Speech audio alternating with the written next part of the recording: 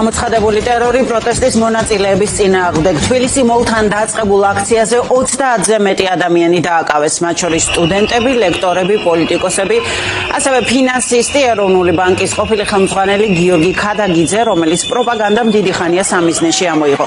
დაკავებულებს შორის იყო ერთი არასრულწლოვანი, რომელიც მოგვიანებით ხელწერილი საფუძველზე გაუშვეს.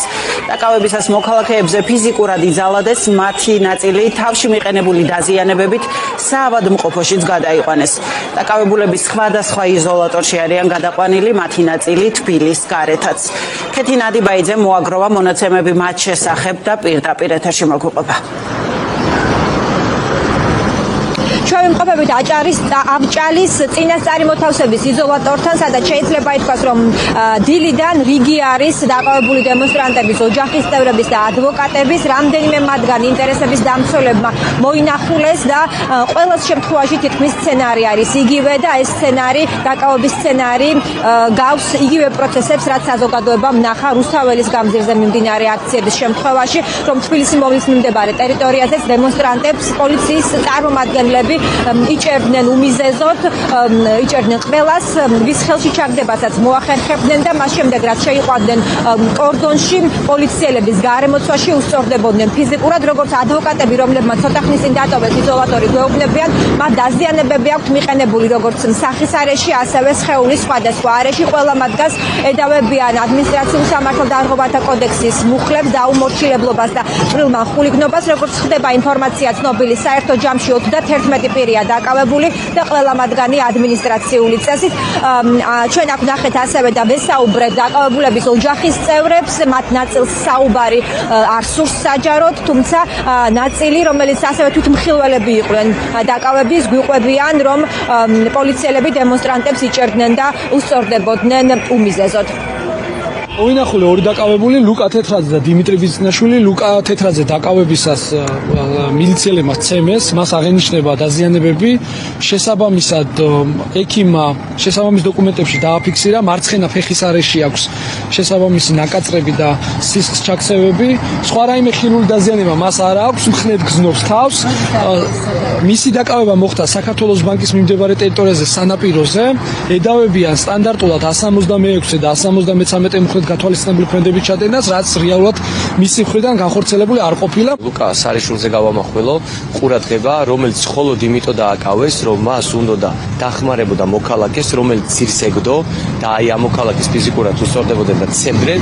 აი ამ დროს დააკავეს ლუკას დაკავების დროს გაუსწორდნენ რამოდენიმე ეტაპად, მას ჯერ გაუსწორდნენ, როდესაც აკავებდნენ, თავში ურტყავდნენ, შემდეგ წააქციეს ძირს, დააგდეს ძირს და გაათრიეს, მაშინაც რამოდენიმე ჯერ ჩაარტყეს, მაგრამ თავარი აი რაზმების მოძალადე ჯგუფები, როგორც ყოველთვის, იმ მიკროავტობუსში ავიდნენ. ლუკასთან ერთად იყო 3 ადამიანი, როგორც მიყვება და ამ 3 ადამიანს ფიზიკურად უსწორდებოდნენ და ეუნებოდნენ თა დედის მიმართულებით, აგინებდნენ, თან აყენებდნენ შეურაცხყოფას და ესეთ იმდენად ცინიკურები იყვნენ, იმასაც კი ეკითხებოდნენ, რამდენი ასაკის იყვნენ, რა წლოვანების იყვნენ და აი ამდენჯერ აგინებდნენ დედის მიმართულებით. ტროტუარზე ვიყავით ყველანი, ჩვენი მეგობრები განთავსებული, პოლიცია გვაწვებოდა და ჭყლეტვის საშიშროება იყო, ამიტომ გადავწყვეტათ, რომ უკან გადავწეულიყავით და ყველას ამას მოუწოდებდით, იმიტომ რომ ძალიან ცუდი სიტუაცია იყო, გვაწვებოდნენ და შეურაცხყოფას გვაყენებდნენ.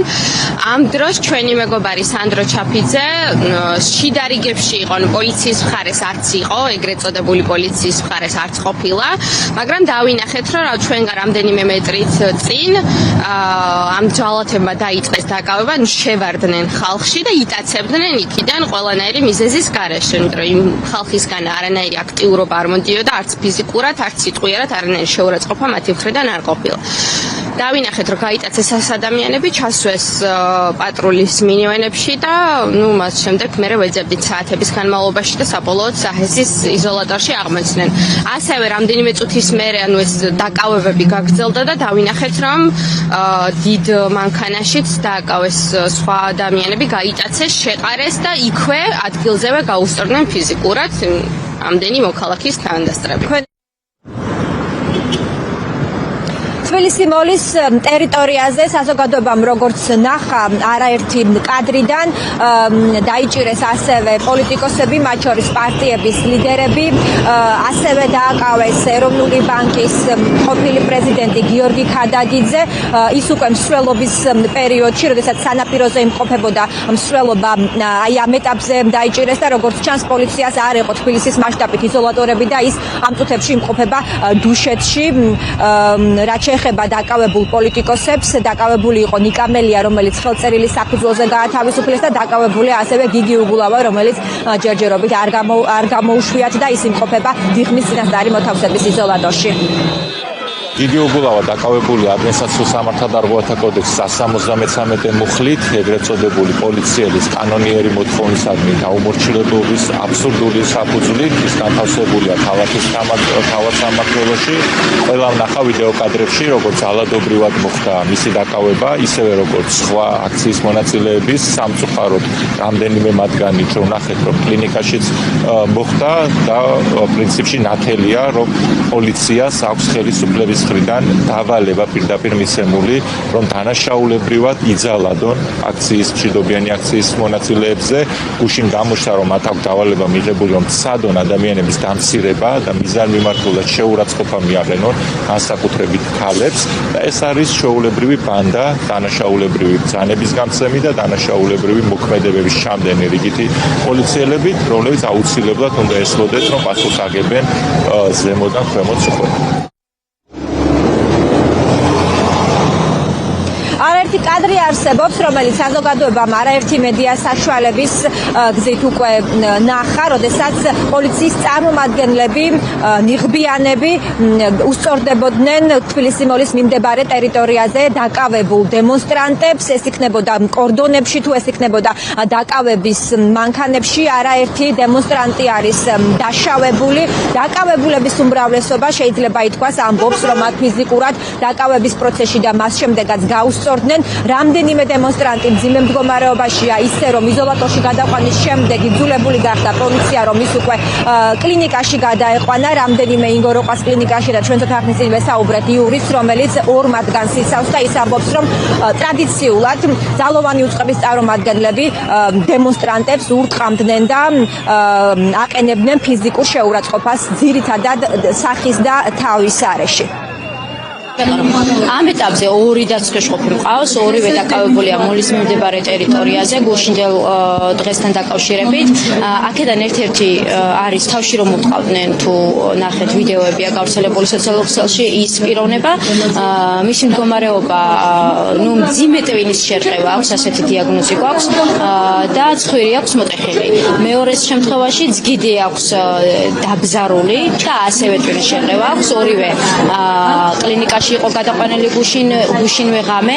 პირველად რა თქმა უნდა წაიყვანეს გზატკეცილზე სამმართველოში, იქ სავარაუდოდ ოქმები გაუფორმეს და ამ ოქმების გაფორმების შემდეგ მოხდა მხოლოდ მათი გადაყვანა შესაბამისი სამედიცინო დახმარებით კლინიკებში. დაშავებულ დემონსტრანტებს შორის იყო ერთი არასრულწლოვანი, რომელიც გუშინ ხელწერილის საფუძველზე გაათავისუფლეს. საერთო ჯამში, როგორც ცნობილი ხდება, შინაგან საქმეთა სამინისტროს მხრიდან 31 დემონსტრანტი არის დაკავებული, ყველა მათგანი ადმინისტრაციული სამართალდარღვევათა წესით, როგორც გითხარით, როგორც თბილისის მასშტაბით არიან ისინი წინასწარი დაკავების იზოლატორებში მოთავსებული, ეს იქნება დიღმის თუ ავჭალის იზოლატორები, ასევე ქალაქ გარეთაც, მაგალითად დუშეთის იზოლატორში იმყოფება ამ წუთებში ეროვნული ბანკის ყოფილი პრეზიდენტი გიორგი ქადაგიძე, რომელთანაც როგორც ჩვენთვის არის ცნობილი, ამ წუთებში მისი ადვოკატია შესული.